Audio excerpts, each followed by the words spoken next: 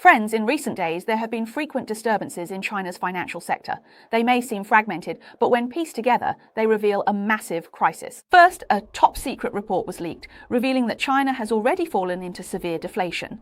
But what's bizarre is that the scale of money printing has broken historical records, creating an extremely dangerous economic phenomenon. The printing presses are already smoking, so why is the real economy still stuck in a deep freeze?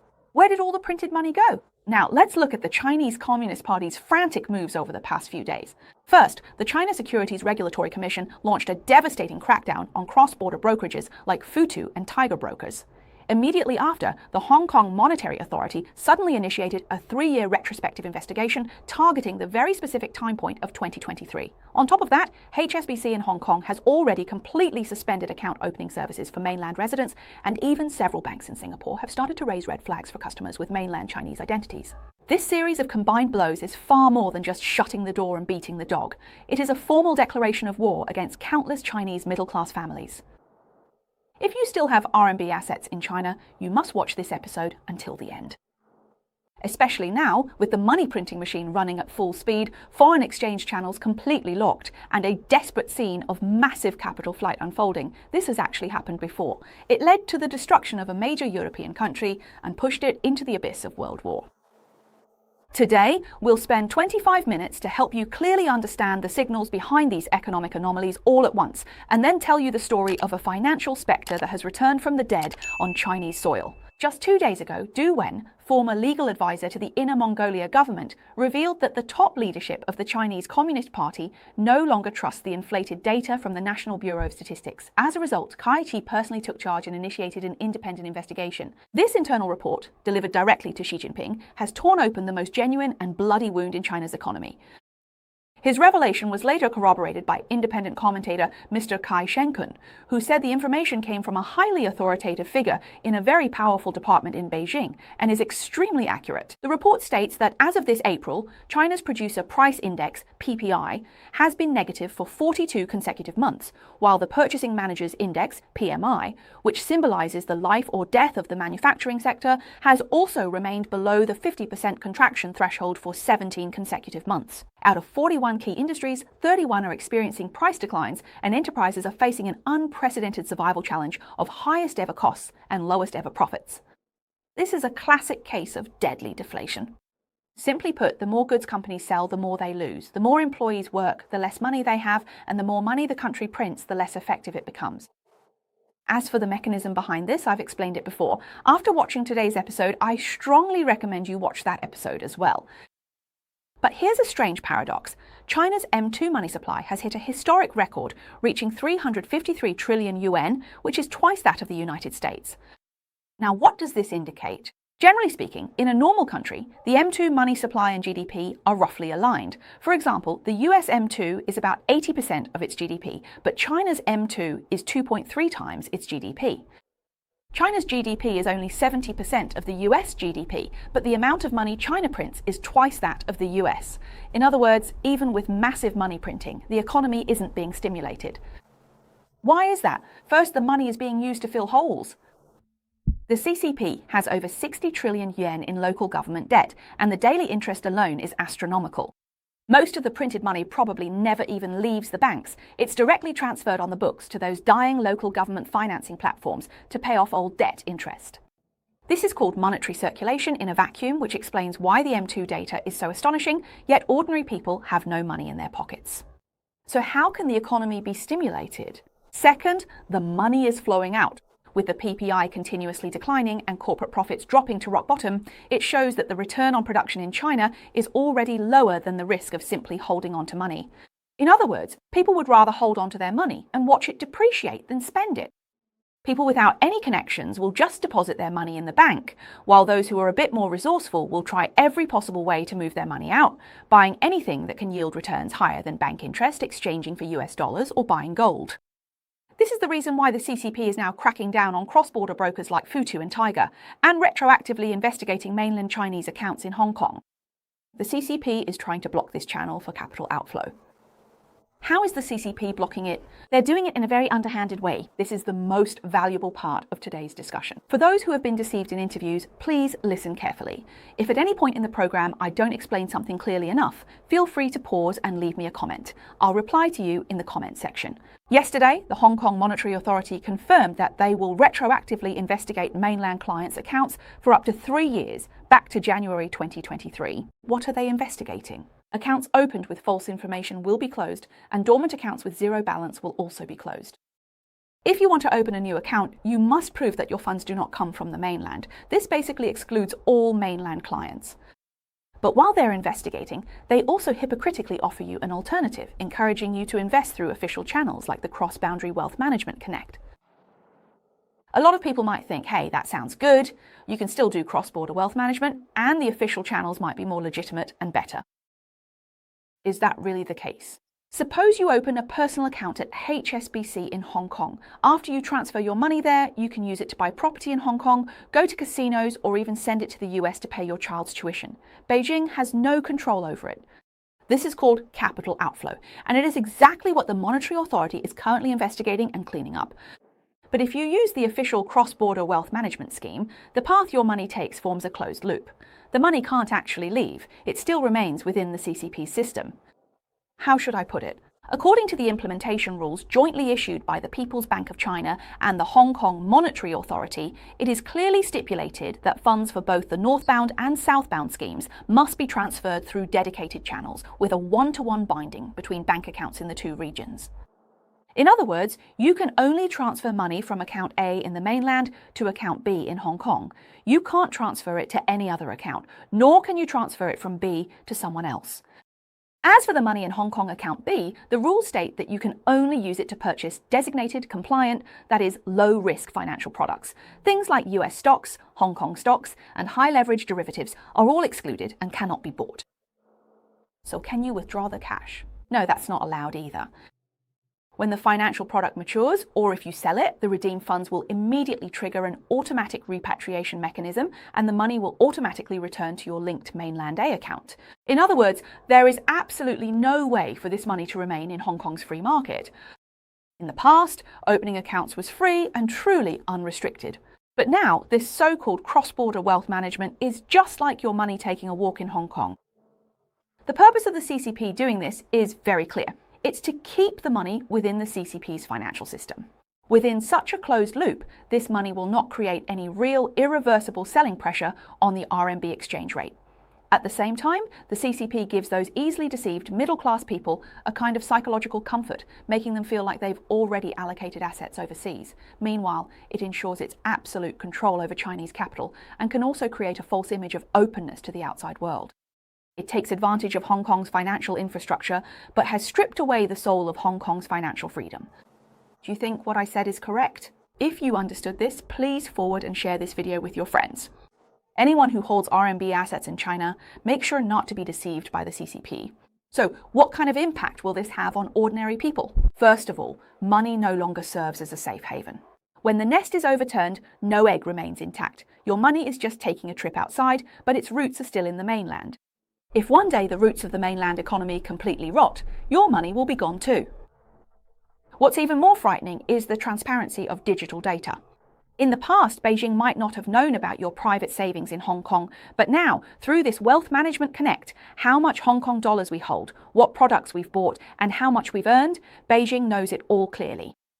If one day the CCP decides to pursue common prosperity or impose a tax on overseas assets, you will be among the first to be targeted. And this time, the Hong Kong Monetary Authority's retrospective investigation is specifically aimed at personal accounts.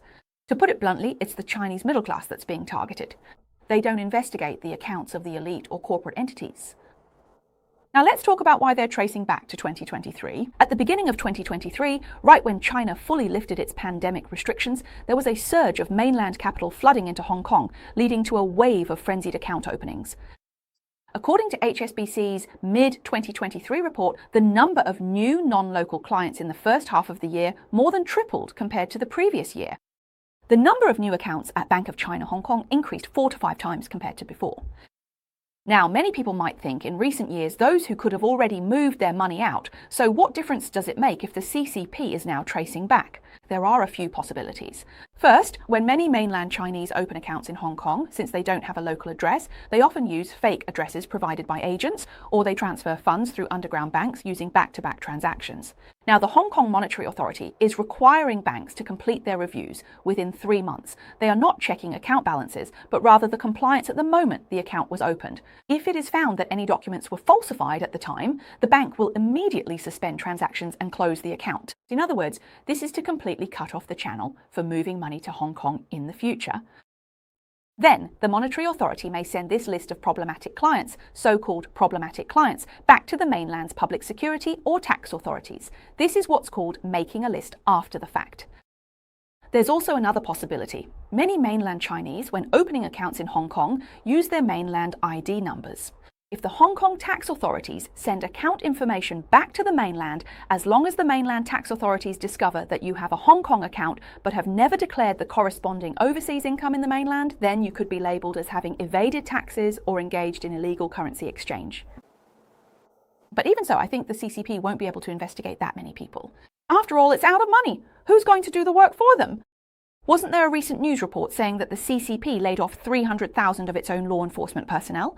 Even its own grip on power is slipping. How many people can they really investigate? So the main reason the CCP is doing this is more to block future leaks, to serve as a warning to others by making an example out of a few, and to deliberately create the illusion that overseas assets aren't safe either.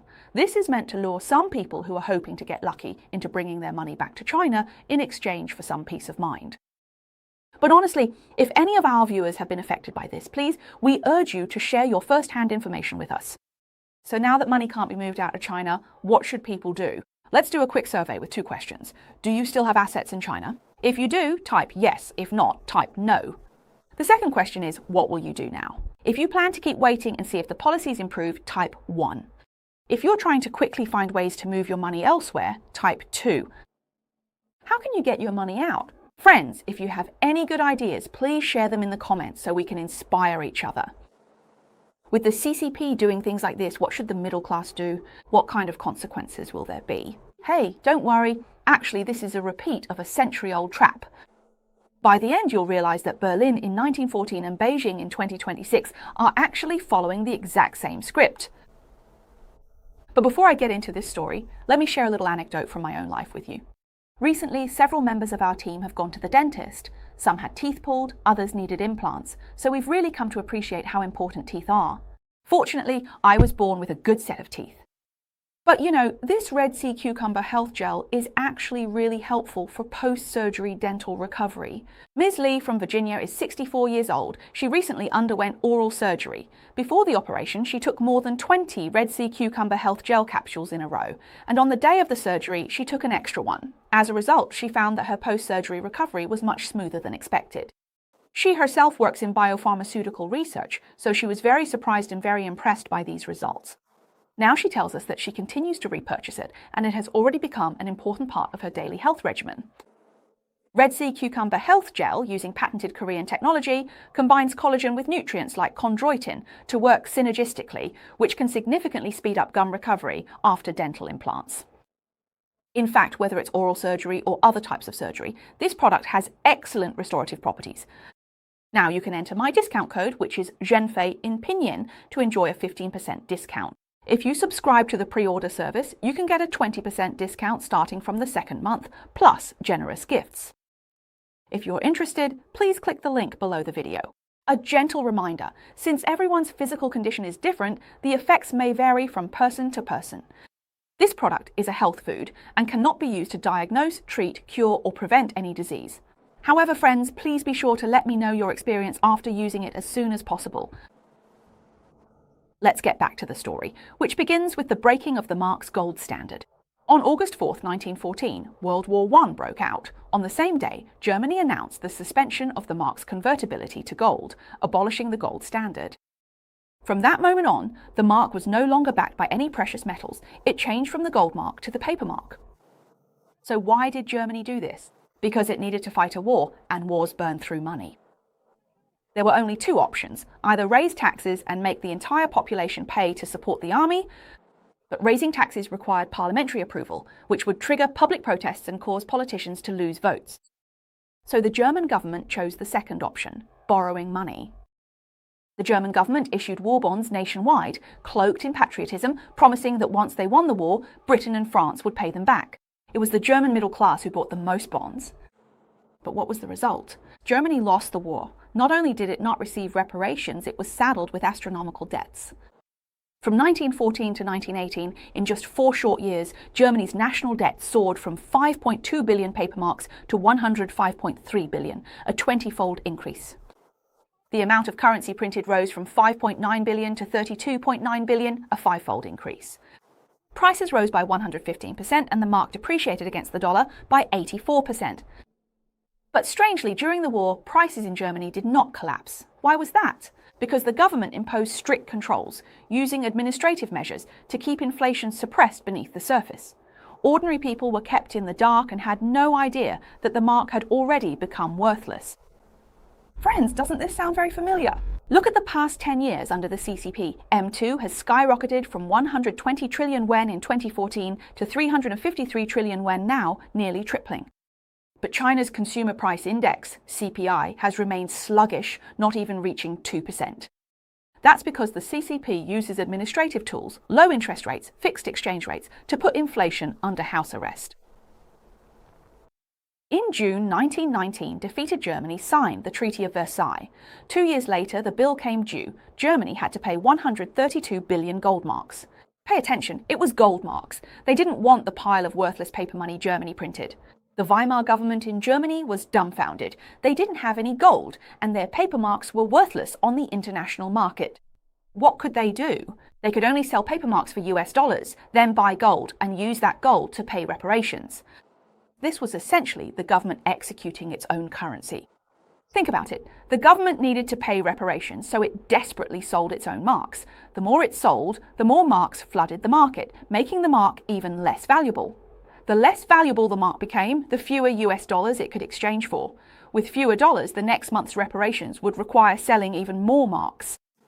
This is a death spiral. At the beginning of 1922, $1 US could be exchanged for 162 marks. By the end of the year, $1 could be exchanged for 7,400 marks. In less than a year, the mark had depreciated 46 times. German entrepreneurs and the middle class weren't fools. They could immediately see that this currency was doomed. As a result, a battle to protect assets broke out among the public. People rushed to exchange their paper marks for US dollars, British pounds, and French francs, mortgaged their houses for foreign currency, and even secretly sewed family heirloom gold jewellery into their clothes to smuggle it out of the country. This desperate capital flight accelerated the destruction of the mark. Doesn't this look exactly like what's happening in China today? The Weimar government wasn't stupid either.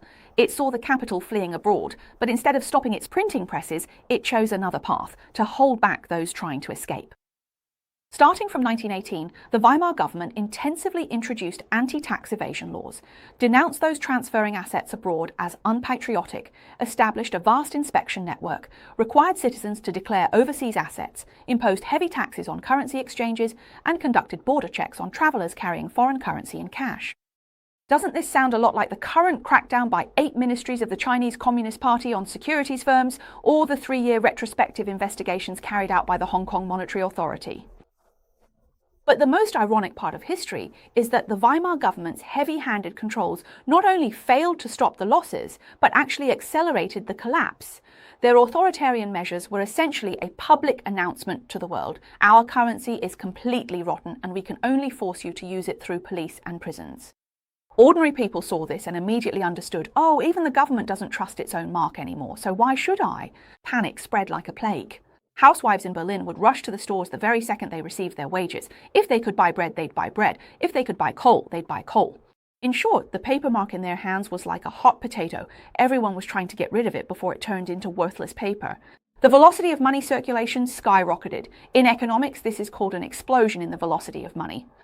When no one wants to hold on to currency and everyone is eager to get rid of it, the velocity of the mark increases 10-fold, 100-fold. This is effectively the same as printing 10 times, 100 times more money.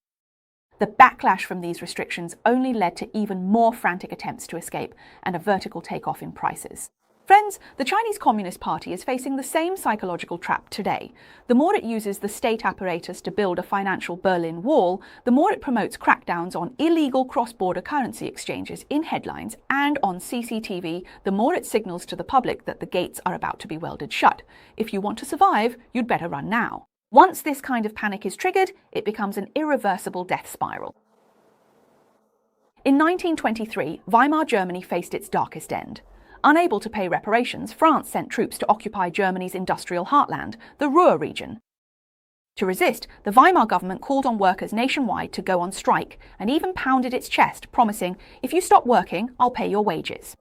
But with factories shut down, tax revenues dried up as well. So where would the money come from? The only option was to print money. The Weimar government printed another 715 million marks. At this point, the printing presses were no longer running to pay off debts, but simply to keep the regime alive. What followed was a collapse so rapid it sent shivers through the entire history of human civilization. At the beginning of 1923, $1 was worth 18,000 marks. By July, it was 350,000. In October, 25 billion, and by November, $1 could be exchanged for an astonishing 4.2 trillion marks. This wasn't deflation or inflation. This was the free fall of a nation's currency. Two true stories are enough to show you the brutality of this disaster. A lawyer saved up his pension for 20 years, but when it was finally paid out, his 2 decades of savings could only buy a single loaf of bread. There was also a Berlin University student who recalled that he ordered a cup of coffee at a cafe, which cost him 5,000 marks. After finishing it, he ordered a second cup, only to find that the price had already risen to 7,000 marks.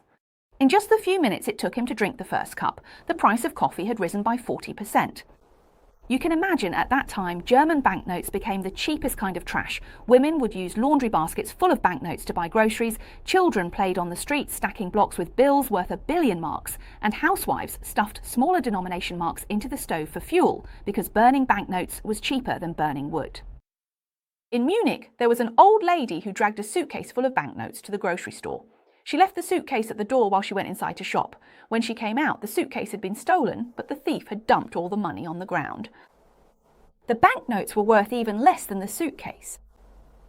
So, what was the Weimar government doing? Just like the Chinese Communist Party today, it was frantically printing money to fill the holes while mobilizing all the police and bureaucrats to enforce capital controls.